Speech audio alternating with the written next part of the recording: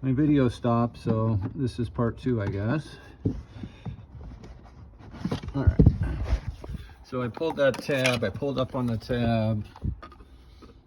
Put my driver in here.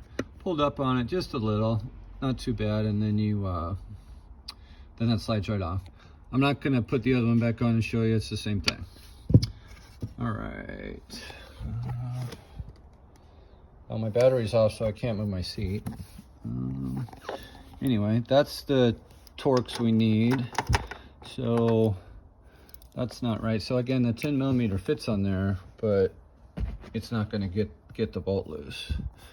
So, all right. I'll grab my ratchet that I needed anyway. All right.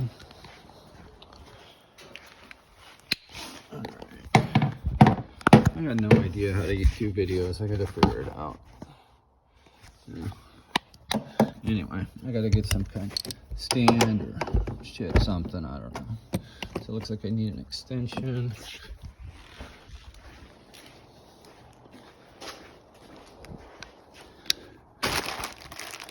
Yeah, a lot of the videos out there, they're